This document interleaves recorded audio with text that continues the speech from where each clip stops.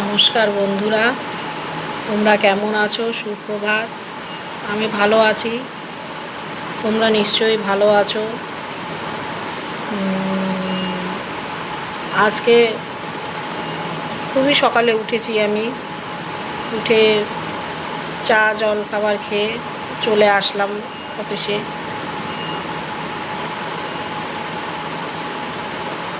কালকে একটা মজার ব্যাপার হয়েছে, জানো? হয়েছে যে কালকে আমি মোগলাই বানাচ্ছিলাম।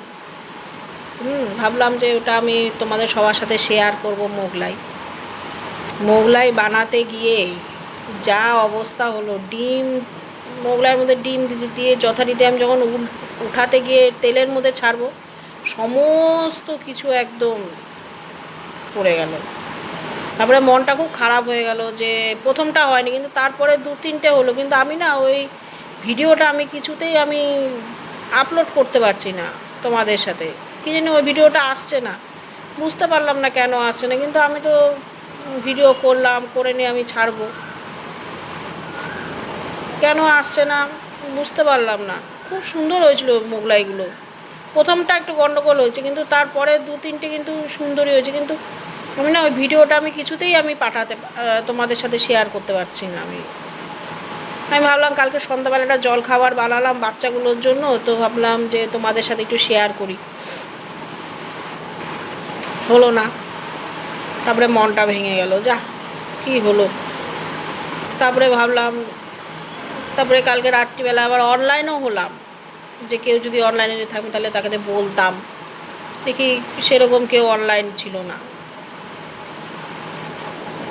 মোগলাই বানানোর যে প্রসেসটা আমাকে একটু ভালো করে একটু বলে দিও না, কারণ ইউটিউবে যেগুলো দেখি ওরকমভাবে করতে গেলে না হয় না জিনিসগুলো। যখন ওই বেলার পরে যখন ডিমটা দিয়ে যখন ওটা নিয়ে আমি উঠিয়ে যখন তেলের মধ্যে তখনই গন্ডগোলটা হয়ে যাচ্ছে। আমাকে তোমরা একটু বলো না যে কিভাবে করলে সুন্দরভাবে উঠে মোগলাইটা হবে। বাচ্চারা খেতে চেয়েছে, বানালাম। তারপরে ছোটো ছোটো করে বানালাম, যাই হোক মোগলাইয়ের মতোই হয়েছে, কিন্তু ওটা না খেতে না অনেকটা পরোটার মতো হলো। বুঝতে পারলাম না স্বাদটা কেন পরোটার মতো হলো বা কিছু।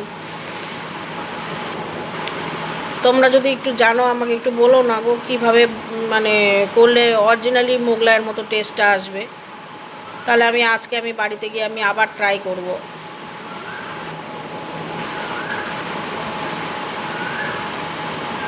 আর আমার ভিডিওগুলো যদি তোমাদের পছন্দ হয়ে থাকে, প্লিজ লাইক আর শেয়ার অ্যান্ড সাবস্ক্রাইব করে দিও। হ্যাঁ, কারণ আমি প্রথম তো।